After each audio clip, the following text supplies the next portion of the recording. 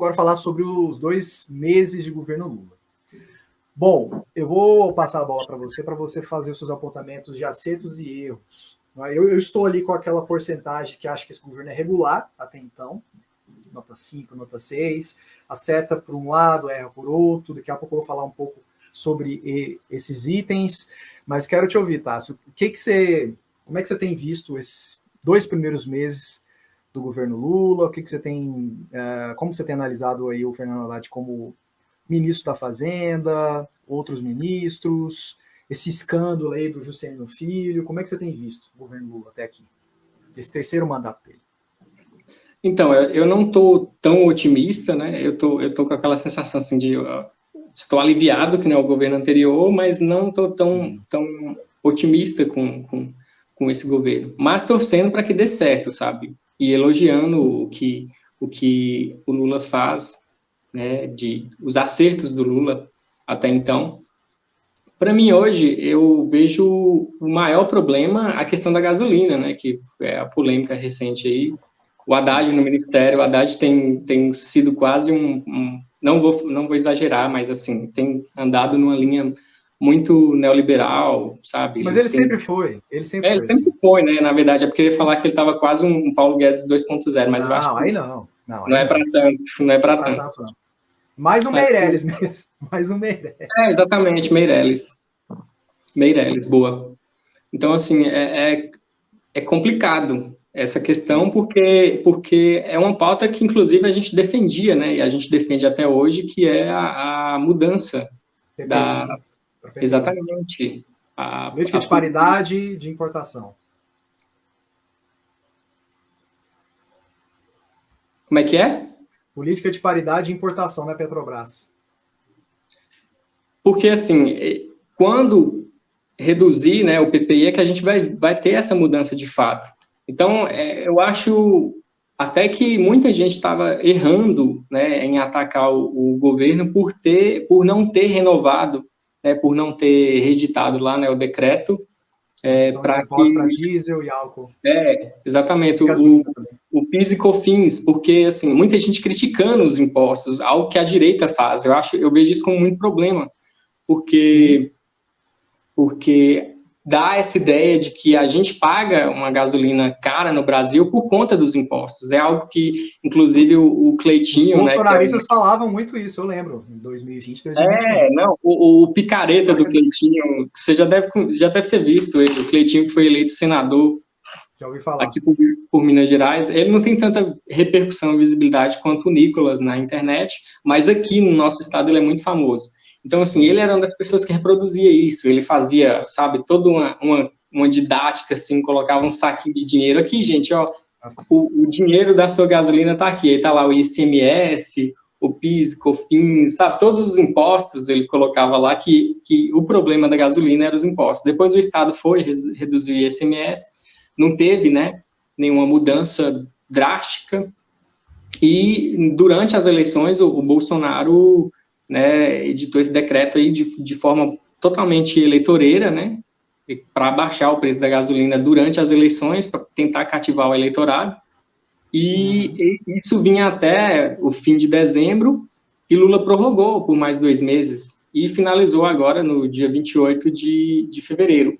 Aí o pessoal, muita gente estava repercutindo que o Lula, ele tinha passado a aplicar impostos, mas esses impostos, eles só estavam suspensos, sabe? Então, a gente tem que ser honesto nisso, a gente não pode, né, reproduzir essa ideia de que ele criou impostos, novos impostos, e sim que ele simplesmente não prorrogou mais, deixou acontecer, e aí a gente tem que bater na tecla do PPI, é isso que eu defendo.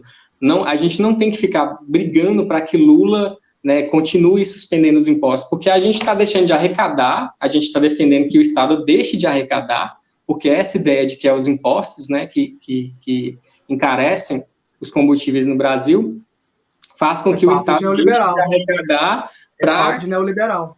Exatamente, aí o Estado deixa de arrecadar enquanto os acionistas da Petrobras estão enchendo o rabo de dinheiro, entendeu?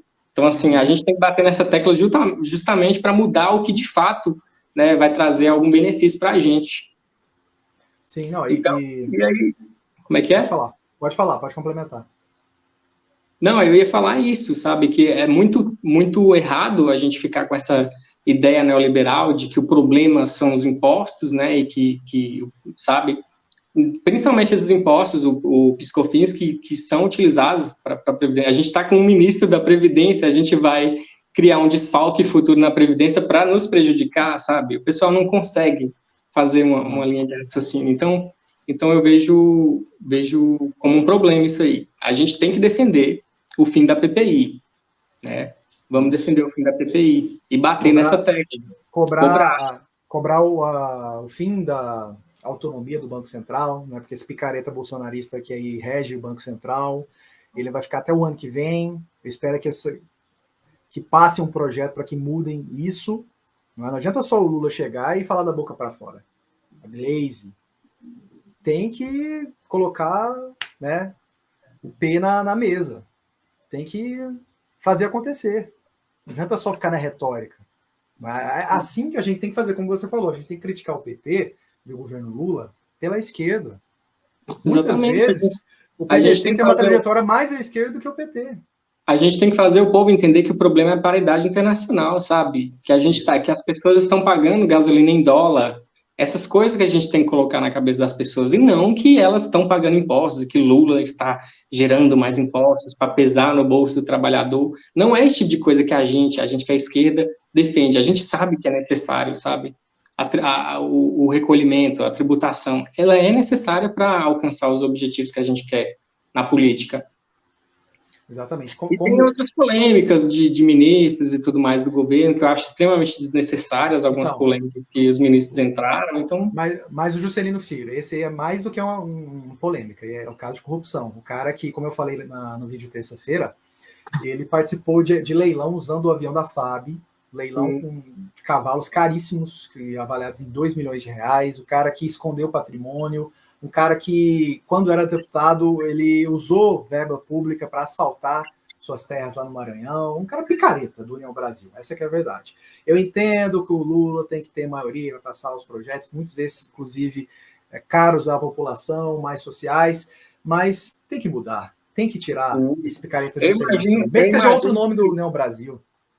Eu imagino que ele vai ser afastado, porque ele é muito irrelevante. A pressão é grande.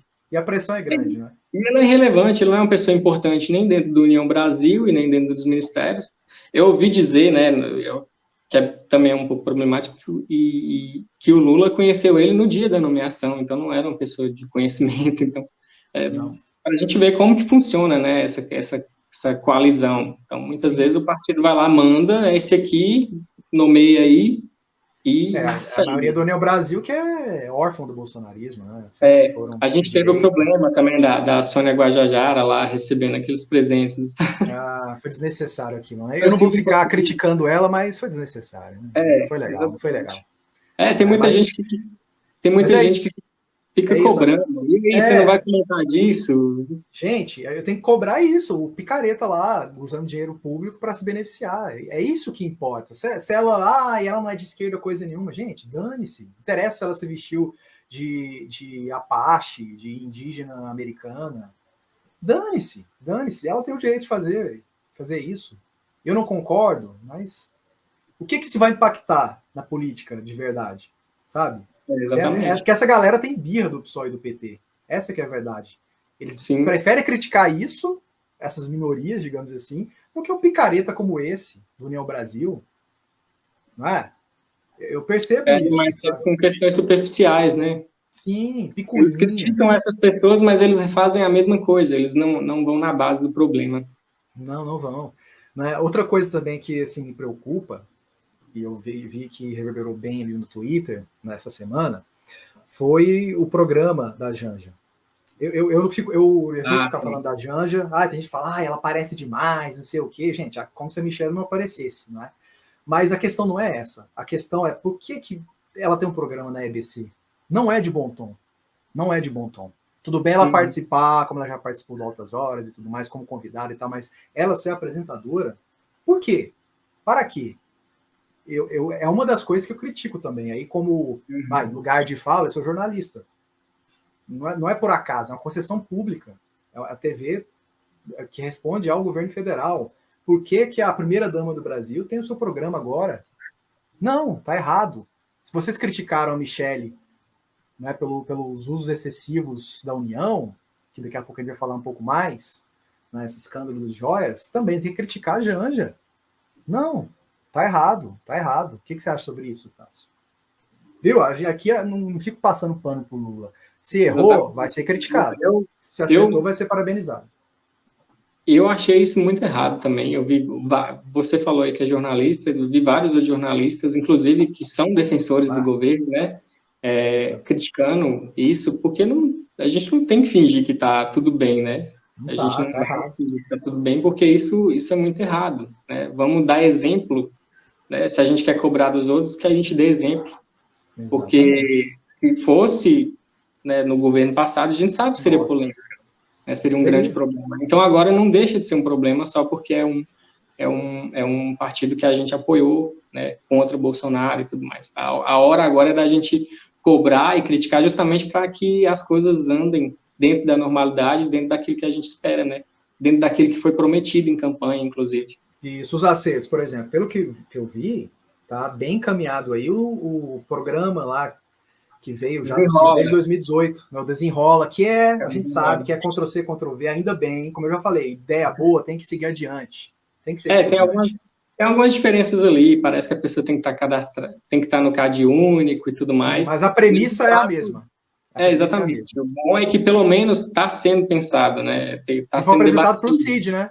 O Cid apresentou a proposta do irmão dele, do Ciro Gomes, mas não é só do Ciro. É uma junta de intelectuais, de economistas, como o grande Mauro Benevides Filho, que também ainda é deputado federal, e o grande professor Nelson Marconi. Só para finalizar, então, esse assunto de governo Lula, como você analisa, então? Você está nos que está com ótimo e bom, aquela porcentagem de ótimo e bom, regular, ruim e péssimo? Não, né? Você é bolsonarista e os reaças. Eu acho que é muito cedo, sabe? Eu vejo o pessoal muito nesse anseio de avaliar o governo. Eu lembro que tinha muita notícia, assim, tipo, das 2 primeiras semanas já tinha gente, os fracassos do governo e tal. Aí não. E assim, até então, eu tenho acompanhado pouco as polêmicas, mas assim, para mim, é um governo muito melhor do que o anterior. Eu não digo que é um governo ótimo, maravilhoso, mas assim, eu tenho essa esperança de que seja uma organização, sabe, da bagunça, que está organizando a bagunça para depois conseguir seguir, sabe? Não tenho tanta esperança assim, mas eu vou por essa linha. Eles falaram que não tem como mexer na PPI por conta da diretoria, né, que vai mudar em abril. Beleza, vamos ver se em abril vai rolar. Vamos ficar vigilante, vamos ficar em cima. Vamos dar esse prazo, sabe? Sim. Então eu 180 dias, né? Como o próprio Ciro fala, né? Dá 180 dias para avaliar melhor esse primeiro momento do governo Lula, né? Exatamente. É isso aí, mas... Eu costumo analisar por semestre, eu prefiro analisar dessa forma. É o certo. Porque tem muitos governos que tem os 2 primeiros anos horríveis e depois no final, né, muda e tal. A gente vê muito isso em prefeituras, por exemplo. Principalmente. Tem toda a razão. Porque muitas vezes eles pegam a prefeitura na cidade arrasada, cheia de dívidas, de problemas estruturais e, né, o próprio Calil, ele sofreu isso aí em Belo Horizonte. Você mora em qual cidade mesmo aí? Montes Claros. Montes Claros, né? Mas você acompanha bem BH, a capital do Norte. Não, aqui é tudo integrado. Pois é. E ele teve muita dificuldade no começo, até porque questões climatológicas, essas grandes chuvas, inundações e tal, mas ele fez uma boa gestão, né? Sim. Calil foi um bom prefeito. Era melhor ter sido eleito governador do que o picareta do Zema, né? Mas, infelizmente, o povo mineiro preferiu seguir com o Zema. Quem sabe, em 2026, ele tem a melhor chance.